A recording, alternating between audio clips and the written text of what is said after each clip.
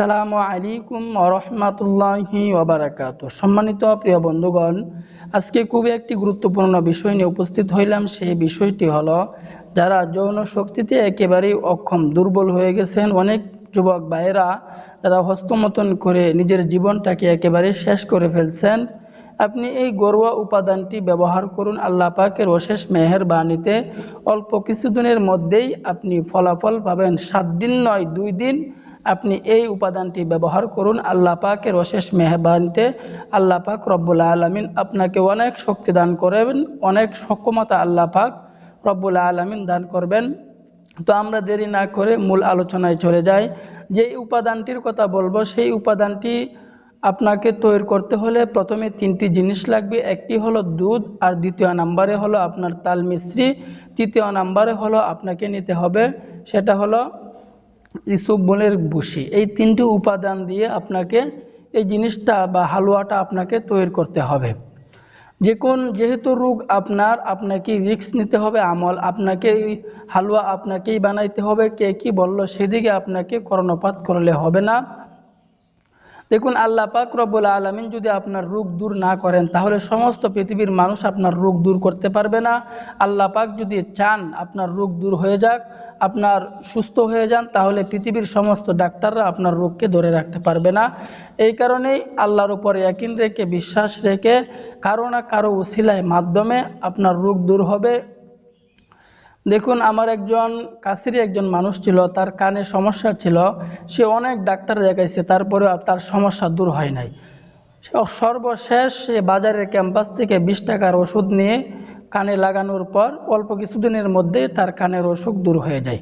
দেখুন, কারো না কারো মাধ্যমে, যেহেতু আপনার অসুস্থতা, আপনি হয়তোবা অনেক দিন যাবৎ ওষুধ সেবন করতেছেন, কোনো রেজাল্ট পাইতেছেন না, আপনি এই ঘরোয়া উপাদানটি ব্যবহার করুন। আল্লাহ পাকের অশেষ মেহেরবানিতে আল্লাহ পাক রব্বুল আলামিন আপনার সমস্যা দূর করে দিবেন। তো কিভাবে আমরা এই হালুয়াটা, খাবারটা আমরা কিভাবে তৈরি করব? আমাদেরকে 1 কেজি 1.5 কেজি দুধ নিতে হবে। প্রথমে আমাদেরকে 1.5 কেজি দুধ নিতে হবে। এরপরে আধা কিলো আমাদেরকে তাল মিশ্রি নিতে হবে। এরপরে 50 গ্রাম আমাদেরকে ইসবগুলের ভুসি নিতে হবে। এই 3টি উপাদান যখন আমরা নিব, নেওয়ার আগে আমাদেরকে পরিষ্কার পরিচ্ছন্ন একটি পাত্র নিতে হবে, একবারে ক্লিন। ওই পাতিলের মধ্যে যেন কোনো দাগ টাগ না থাকে, একেবারেই সুন্দরভাবে সুন্দর একটি ক্লিন আমাদেরকে পাত্র নিতে হবে। পাত্র নেওয়ার পর আমরা যে প্রথমে 1.5 কেজি দুধ নিছিলাম, ওই 1.5 কেজি দুধ ওই পাতিলে ঢালবো। ঢালার পরে আমরা আগুনের মধ্যে গরম করতে থাকবো। গরম করতে করতে ওই দুধটা যখন একেবারে হলুদ বর্ণ হয়ে যাবে, হলুদ বর্ণ হয়ে যাওয়ার পর এরপরে আমরা যে তাল মিশ্রি নিয়েছিলাম, ওই তাল মিশ্রিটা ওই দুধের মধ্যে আমরা দিয়ে দিব, গুঁড়া করে দিব, অথবা যেভাবেই দেই তাল মিশ্রিটা আমরা ওই দুধের মধ্যে দিয়ে দেব।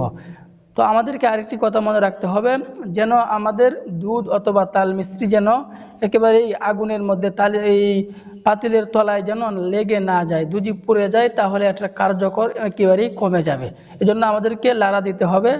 আমাদেরকে লক্ষ্য রাখতে হবে যেন আমাদের দুধ এবং তাল মিশ্রি যেন পুড়ে না যায়। এরপরে যখন আমরা তাল মিশ্রিটা দিব, হলুদ বর্ণ হওয়ার পর তাল মিশ্রিটা দিব, দেওয়ার সময় আমরা লাড়া দিতে থাকবো। লাড়া দিতে দিতে দেখবেন একেবারে ঘন হয়ে গেছে। যখন ঘন হয়ে যাবে, এরপরে আমরা যে ইসবগুলের ভুসি নিয়েছিলাম, ওই ইসবগুলের ভুসিটা আমরা ওই দিয়ে দিব। দেওয়ার পর আবার লাড়াতে থাকবো, লাড়া দিতে থাকবো। দিতে দিতে একেবারেই দেখবেন ঘন হয়ে যাবে, আর লাড়া দেওয়া যাবে না। যখন আর লাড়া দেওয়া না যায়, তখন এটাকে আমরা নামিয়ে ফেলবো। নামানোর পর যতক্ষণ পর্যন্ত ঠান্ডা না হয় ততক্ষণ পর্যন্ত আমরা অপেক্ষা করতে থাকবো। যখন আমরা ওই ঠান্ডা হয়ে যাবে, হালুয়াটি ঠান্ডা হয়ে যাওয়ার পর এরপরে আমাদের কিভাবে সেবন করব, কিভাবে খাবো, এর বিস্তারিত বলে দিচ্ছি। এরপরে আমরা ওটাকে যখন ঠান্ডা হবে, ঠান্ডা হওয়ার পর আমরা একটা চাকু নিব। চাকু নেওয়ার পর এটাকে আমরা 60টি টুকরা করব। 60টি টুকরা করার পর আমরা প্রতিদিন সকালবেলায় খালি পেটে একটি করে টুকরা খেয়ে ফেলব। একটি করে টুকরা আমরা খালি পেটে খাবো। এরপরে আমরা পর্যাপ্ত পরিমাণে পানি খাবো। এরপরে আমরা সকালের নাস্তা করব। 1-1.5 ঘন্টা পরে আমরা সকালের নাস্তা করব। দেখুন, এই ঘরোয়া উপাদানটি আপনি 7 দিন নয়, এই ঘরোয়া উপাদানটি অনেক মানুষ ব্যবহার করে অনেক উপকার হয়েছে, আপনিও ব্যবহার করেন। এটি একটি পরীক্ষিত ঘরোয়া উপায়, একটি পরীক্ষিত ঘরোয়া উপায়। আপনি 7 দিন নয় 2 দিন ব্যবহার করুন, দেখুন আপনার ভিতরে অনেক শক্তি চলে আসবে, অনেক সক্ষম আপনি হবেন। তো আল্লাহ পাক রব্বুল আলামিন যেহেতু রোগ আপনার, এই জন্য আল্লাহ পাকের কাছে চাইতেও হবে।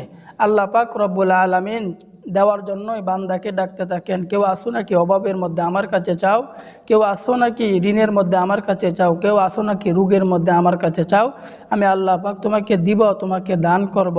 দেখুন তিনার কাছে চাইলে তিনি অত্যন্ত খুশি হন, আর দুনিয়ার মানুষের কাছে চাইলে দুনিয়ার মানুষ অত্যন্ত বিরক্ত হয়। এই জন্য আল্লাহ পাকের কাছে আমাদেরকে চাওয়ার মতো চাইতে হবে। আল্লাহ পাক রব্বুল আলামিন বলেন লা তাকনাতু মির রাহমাতিল্লাহ, যে আল্লাহ পাকের রহমত অতি দ্রুত আসে, অতি নিকটে। এই কারণে আল্লাহ পাকের কাছে আমাদেরকে চাওয়ার মতো চাইতে হবে। দেখুন আমরা কেমন হতভাগা, আমাদের যদি রোগ হয়, অসুস্থ হয়ে পড়ি, তাহলে আমরা সর্বপ্রথম ডাক্তারের কাছে দৌড়তে থাকি, অথচ 2-4 রাকাত 6 রাকাত নফল নামাজ পড়ে সর্বপ্রথম আল্লাহ পাকের কাছে চাইব, সেটা আমরা না চেয়ে ডাক্তারের কাছে দৌড়াদৌড়ি করতে থাকি। যিনি আমাদের রোগ ভালো করবেন, যে মহান মালিক আমাদের রোগ ভালো করবেন, তিনার কাছে না চেয়ে আমরা আগেই ডাক্তারের কাছে দৌড়াদৌড়ি করতে থাকি। কারণ আল্লাহ পাক রব্বুল আলামিন বলছেন ওয়ানুনাজ্জিলু মিনাল কুরআন মা হুয়া শিফা, যে এই কোরআনুল কারীম মুমিনদের জন্য শেফা স্বরূপ। দেখুন রোগ হলে চিকিৎসা করা এটাও একটা সুন্নত, রোগ হলে চিকিৎসা আমাদেরকে করতেই হবে। তবে সর্বপ্রথম আবেদন, যখনই আমাদের রোগ চলে আসবে, রোগ হয়ে যাবে, সর্বপ্রথম আবেদন আল্লাহ পাকের কাছে চাইব। আল্লাহ পাক রব্বুল আলামিন আমাদের সকলকে বুঝার আমল করার তৌফিক দান করুন, আমিন।